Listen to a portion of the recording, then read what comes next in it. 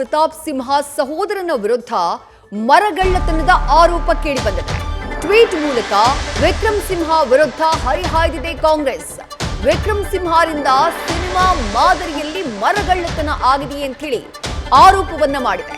ಅರಣ್ಯ ಸಚಿವ ಈಶ್ವರ ಖಂಡ್ರೆಗೆ ಟ್ಯಾಗ್ ಮಾಡಿ ಕ್ರಮಕ್ಕೆ ಆಗ್ರಹಿಸಲಾಗಿದೆ. ಅರಣ್ಯ ಇಲಾಖೆ ಅಧಿಕಾರಿಗಳು ಕೈ ಜೋಡಿಸಿದ್ದಾರೆ ಅಂತ ಹೇಳಿ ಕಾಂಗ್ರೆಸ್ ಟ್ವೀಟ್ನಲ್ಲಿ ಕಿಡಿಕಾರಿದೆ.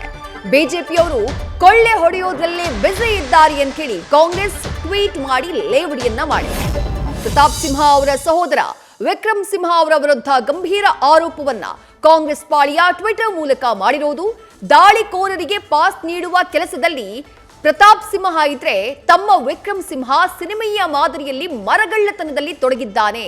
ಸಂಸದ ಪ್ರತಾಪ್ ಸಿಂಹನ ಸಹೋದರ ವಿಕ್ರಮ್ ಸಿಂಹ ಹಾಸನ ಜಿಲ್ಲೆಯ ಬೇಲೂರು ತಾಲೂಕಿನಲ್ಲಿ ಕೋಟ್ಯಾಂತರ ರೂಪಾಯಿ ಬೆಲೆ ಬಾಳುವ ಮರಗಳನ್ನ ಕಡಿದು ಸಾಗಾಟ ಮಾಡಿರುವುದು ದಕ್ಷ ಅಧಿಕಾರಿಯಾದ ತಹಶೀಲ್ದಾರ್ ಮಮತಾ ಅವರ ಮೂಲಕ ಬೆಳಕಿಗೆ ಬಂದಿದೆ. ಇದರಲ್ಲಿ ಕೆಲವು ಅರಣ್ಯ ಇಲಾಖೆಯ ಅಧಿಕಾರಿಗಳು ಕೈ ಜೋಡಿಸಿದ್ದು, ಈ ಬಗ್ಗೆ ಸಚಿವ ಈಶ್ವರ ಖಂಡ್ರೆ ಅವರು ತನಿಖೆಯನ್ನ ನಡೆಸಿ ತಪ್ಪಿತಸ್ಥರ ವಿರುದ್ಧ ಕ್ರಮ ಕೈಗೊಳ್ಳೋಕೆ ಆದೇಶಿಸಿದ್ದಾರೆ. ಡಿಯರ್ ಬಿಜೆಪಿ ಕರ್ನಾಟಕ, ನಿಮ್ಮ ಜನಪ್ರತಿನಿಧಿಗಳು ಹಾಗೆ ಅವರ ಕುಟುಂಬಸ್ಥರು ಕೊಳ್ಳೆ ಹೊಡೆಯೋದ್ರಲ್ಲೇ ಬ್ಯುಸಿ ಆಗಿರೋದೇಕೆ ಅಂತ ಹೇಳಿ ಟ್ವಿಟರ್ನಲ್ಲಿ ಬರೆದು ಪೋಸ್ಟ್ ಅನ್ನ ಮಾಡಿ ಆಕ್ರೋಶವನ್ನ ವ್ಯಕ್ತಪಡಿಸಿದೆ ಕಾಂಗ್ರೆಸ್ ಪಾಳಿಯ. ಕಾಂಗ್ರೆಸ್ ಹಾಕಿರುವಂತಹ ಟ್ವಿಟರ್ ಪೋಸ್ಟ್ ಇದು. ವಿಡಿಯೋನ ಕೂಡ ಅದಕ್ಕೆ ಟ್ಯಾಗ್ ಮಾಡಿ ಆರೋಪಿಸಿದೆ ಕಾಂಗ್ರೆಸ್ ಪಾಳಿಯ. ಸಂಸದ ಪ್ರತಾಪ್ ಸಿಂಹ ಅವರ ಸಹೋದರ ವಿಕ್ರಮ್ ಸಿಂಹ ಅವರ ವಿರುದ್ಧ ಇಂಥದ್ದೊಂದು ಗಂಭೀರ ಆರೋಪವನ್ನ ಮಾಡಿರೋದು. ಮರಗಳ ಕಳ್ಳ ಸಾಗಾಣಿಯ ಆರೋಪವನ್ನ ಮಾಡಲಾಗಿದೆ. ಜೊತೆಗೆ ಅರಣ್ಯ ಇಲಾಖೆಯ ಅಧಿಕಾರಿಗಳು ಕೂಡ ಇದರಲ್ಲಿ ಭಾಗಿಯಾಗಿದ್ದಾರೆ ಅನ್ನುವಂಥ ಆರೋಪವನ್ನ ಕಾಂಗ್ರೆಸ್ ಪಾಳಿಯ ತನ್ನ ಟ್ವಿಟರ್ ಖಾತೆಯಲ್ಲಿ ಮಾಡಿದೆ. ತಹಶೀಲ್ದಾರ್ ಆಗಿರುವಂತಹ ಮಮತಾ ಅವರ ಮೂಲಕ ಈ ಕೇಸ್ ಬೆಳಕಿಗೆ ಬಂದಿದೆ.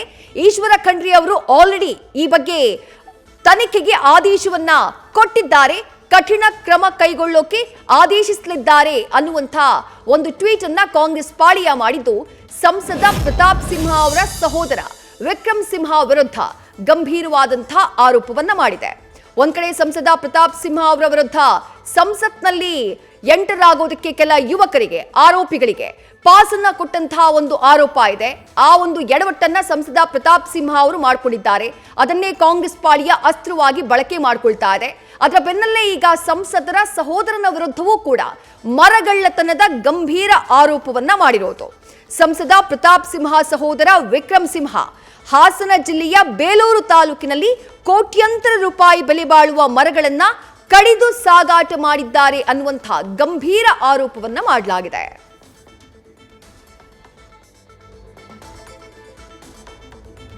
ಮತ್ತಷ್ಟು ಡೀಟೇಲ್ಸ್ ನಮ್ಮ ಪ್ರತಿನಿಧಿ ಶಿವಪ್ರಸಾದ್ ನೀಡ್ತಾ ಹೋಗ್ತಾರೆ. ಶಿವಪ್ರಸಾದ್, ಸಂಸದರ ವಿರುದ್ಧವೇ ಒಂದು ಗಂಭೀರವಾದಂತಹ ಆರೋಪ ಇದೆ. ಆ ಘಟನೆಯ ಬೆನ್ನಲ್ಲೇ ಈಗ ಅವರ ಸಹೋದರನ ವಿರುದ್ಧವೂ ಕಾಂಗ್ರೆಸ್ ಮರಗಳ್ಳತನದ ಆರೋಪ ಮಾಡಿರೋದು. ಹೆಚ್ಚಿನ ಡೀಟೇಲ್ಸ್ ಏನ್ ಸಿಗ್ತಾ ಇದೆ ಈ ಪ್ರಕರಣಕ್ಕೆ ಸಂಬಂಧಪಟ್ಟ ಹಾಗೆ?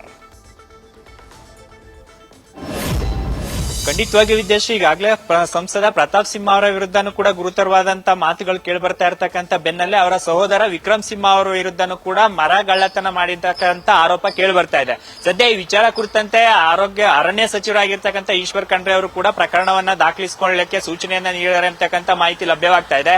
ಇದರ ಜೊತೆಗೆ ಇನ್ನು ಪ್ರಕರಣದ ಹಿನ್ನೆಲೆಯನ್ನ ನಾವು ನೋಡೋದಾದ್ರೆ, ಹಾಸನ ಜಿಲ್ಲೆ ಬೇಲೂರು ತಾಲೂಕಿನ ನಂದಗೊಂಡನಹಳ್ಳಿಯಲ್ಲಿ ಇರ್ತಕ್ಕಂಥ ಏನು ಪ್ರದೇಶ ಇದೆ, ಅಂದ್ರೆ ಅಲ್ಲಿ ಹೇಮಾವತಿ ಸಂತ್ರಸ್ತರಿಗೆ ಅಂತ ಹೇಳಿ ಜಮೀನನ್ನ ನಿಗದಿ ಮಾಡಲಾಗಿರುತ್ತೆ, ಅಂದ್ರೆ ನೀಡಲಾಗಿರುತ್ತೆ. ಆ ಜಮೀನಿನಲ್ಲಿ ಅಂದ್ರೆ ಅದರ ಜಮೀನಿನ ಪಕ್ಕದಲ್ಲಿ ಇರ್ತಕ್ಕಂಥ ಮಾಲೀಕರೇನಿರ್ತಾರೆ, ಅವ್ರ ಹತ್ರ ಶುಂಠಿ ಬೆಳೆಯೋ ಉದ್ದೇಶಕ್ಕಾಗಿ ಜಮೀನನ್ನ ತಗೊಂಡಿರ್ತಾರೆ. ಆ ಜಮೀನಿನ ಪಕ್ಕದಲ್ಲಿ ಇರ್ತಕ್ಕಂಥ ಗೋಮಾಳದಲ್ಲಿ ಕೋಟ್ಯಾಂತರ ರೂಪಾಯಿ ಬೆಳೆ ಬಾಳ್ತಕ್ಕಂಥ ಹಲವು ವಿಭಿನ್ನ ಜಾತಿಯ ಮರಗಳನ್ನ ಕಡಿಸೋದ್ರ ಜೊತೆಗೆ ಅವನ್ನ ಸಾಗಾಟ ಮಾಡ್ಲಿಕ್ಕೂ ಕೂಡ ಯತ್ನ ಮಾಡಿದ್ರು ಸಂಸದ ಪ್ರತಾಪ್ ಸಿಂಹ ಅವರ ಸಹೋದರ ಅಂತಕ್ಕಂಥ ಮಾಹಿತಿ ಲಭ್ಯವಾಗ್ತಾ ಇದೆ. ಇದರ ಬೆನ್ನಲ್ಲೇ ಅಲ್ಲಿ ಇರ್ತಕ್ಕಂಥ ತಹಸೀಲ್ದಾರ್ ಅವರು ಸ್ಥಳ ಪರಿಶೀಲನೆ ಮಾಡಿದಂತ ಸಂದರ್ಭದಲ್ಲಿ ಈ ರೀತಿಯ ಮರಗಳ್ಳತನ, ಅಂದ್ರೆ ಮರವನ್ನ ಯಾವ ರೀತಿ ಕಡಿದಾಕಲಾಗಿದೆ, ಯಾವುದೇ ಕಾನೂನು ಬಾಹಿರವಾಗಿ ಯಾವುದೇ ಕಾನೂನನ್ನ ಉಲ್ಲಂಘನೆ ಮಾಡಿದ್ದಾರೆ ಅಂತಕ್ಕಂಥ ಅವರ ವಿವೇಚನಾಧಿಕಾರವನ್ನ ಬಳಸಿ ಈಗ ಪೊಲೀಸ್ ಠಾಣೆಗೆ ದೂರು ನೀಡೋದ್ರ ಜೊತೆಗೆ ಮರವನ್ನ ಕೂಡ ಅವರು ತಮ್ಮ ವಶಕ್ಕೆ ತೆಗೆದುಕೊಳ್ತಕ್ಕಂಥ ಯತ್ನದಲ್ಲಿದ್ದಾರೆ. ಸದ್ಯ ಯಾವುದೇ ಒಂದು ಮರವನ್ನ ಕಡಿಬೇಕಾದಂತ ಸಂದರ್ಭದಲ್ಲಿ ಅರಣ್ಯ ಇಲಾಖೆಯಿಂದ ಅನುಮತಿಯನ್ನ ತೆಗೆದುಕೊಳ್ಬೇಕಾಗುತ್ತೆ. ಈ ಸಂದರ್ಭದಲ್ಲಿ ಸಂಸದ ಪ್ರತಾಪ್ ಸಿಂಹ ಅವರ ಸಹೋದರ ವಿಕ್ರಮ್ ಸಿಂಹ ಅವರು ಈಗ ಎಫ್ಐಆರ್ ಅನ್ನ ದಾಖಲು ಮಾಡಬೇಕು ಅಂತಕ್ಕಂಥ ಅಲ್ಲಿ ಸ್ಥಳೀಯವಾಗಿ ಆಗ್ರಹ ಕೇಳಿಬಂದ್ರು ಸಹಿತವಾಗಿ ಈ ಪ್ರಕರಣದಲ್ಲಿ ಅವರ ಸಂಸದರ ಸಹೋದರನ ಹೆಸರನ್ನು ಕೂಡ ಕೈ ಬಿಟ್ಟಿರೋದು ಹಲವು ಅನುಮಾನಗಳಿಗೆ ಎಡೆ ಮಾಡಿಕೊಡ್ತಾ ಇದೆ. ಸದ್ಯ ಈ ಪ್ರಕರಣ ಕುರಿತಂತೆ ಈಗಾಗಲೇ ಕಾಂಗ್ರೆಸ್ ಇಂದನೂ ಕೂಡ ಸಾಕಷ್ಟು ಟೀಕೆಗಳು ಕೇಳಿ ಬರ್ತಾ ಇದೆ. ಸದ್ಯ ಕಾಂಗ್ರೆಸ್ ಇಂದ ಟ್ವೀಟ್ ಕೂಡ ಮಾಡಲಾಗಿದ್ದು, ಪ್ರಕರಣ ಸಂಬಂಧ ಅರಣ್ಯ ಸಚಿವರು ಅಂದ್ರೆ ಈಶ್ವರ್ ಖಂಡ್ರೆ ಅವರು ಈ ಪ್ರಕರಣವನ್ನ ಗಂಭೀರವಾಗಿ ಪರಿಗಣಿಸಿದ್ದು, ಈ ಪ್ರಕರಣವನ್ನ ತಾವು ಗಂಭೀರವಾಗಿ ಪರಿಗಣಿಸೋದ್ರ ಜೊತೆಗೆ ತಪ್ಪಿತಸ್ಥರ ವಿರುದ್ಧ ಕ್ರಮ ತೆಗೆದುಕೊಳ್ಳುವಂತೆ ಸೂಚನೆಯನ್ನು ನೀಡಿದ್ದೇನೆ ಅಂತಕ್ಕಂಥ ಮಾಹಿತಿ ಲಭ್ಯವಾಗ್ತಾ ಇದೆ. ಸದ್ಯ ಈಗ ಸಂಸದರು ಈ ವಿಚಾರ ಕುರಿತಂತೆ ಅವರ ಪ್ರತಿಕ್ರಿಯೆ ಆಗಲಿ, ಸದ್ಯ ವಿಕ್ರಮ್ ಸಿಂಹ ಅವರಾಗ್ಲಿ ಯಾವುದೇ ಪ್ರತಿಕ್ರಿಯೆಯನ್ನ ನೀಡಿಲ್ವಾದ್ರೂ ಸದ್ಯ ಮೇಲ್ನೋಟಕ್ಕೆ ಪ್ರಭಾವಿ ವ್ಯಕ್ತಿಗಳು ಇದರ ಹಿಂದೆ ಶಾಮೀಲಾಗಿದ್ದಾರೆ. ಅರಣ್ಯ ಇಲಾಖೆಗೆ ಸೇರಿದ್ದಂತ ಗೋಮಾಳದ ಜಮೀನಿನಲ್ಲಿ ಕೋಟ್ಯಾಂತರ ರೂಪಾಯಿ ಬೆಳೆ ಬಾಳ್ತಕ್ಕಂಥ ವಿಭಿನ್ನ ಜಾತಿಯ ಮರಗಳನ್ನ ಕಡಿದಿರೋದು ಎಷ್ಟು ಸಮಂಜಸ ಅಂತಕ್ಕಂಥ ಚರ್ಚೆಗಳ ನಡುವೆಯೂ ಸಹಿತವಾಗಿ ಈಗ ಎಫ್ಐಆರ್ ಅನ್ನ ದಾಖಲು ಮಾಡಬೇಕಾದಂತ ಸಂದರ್ಭದಲ್ಲಿ ಜನಸಾಮಾನ್ಯರಿಗೆ ಒಂದು ಕಾನೂನು ಅಥವಾ ಪ್ರಭಾವಿಗಳಿಗೆ ಒಂದು ಕಾನೂನು ಇದೆ ಅಂತಕ್ಕಂಥ ಚರ್ಚೆಗಳು ಕೂಡ ಶುರುವಾಗ್ತಾ ಇದಾವೆ.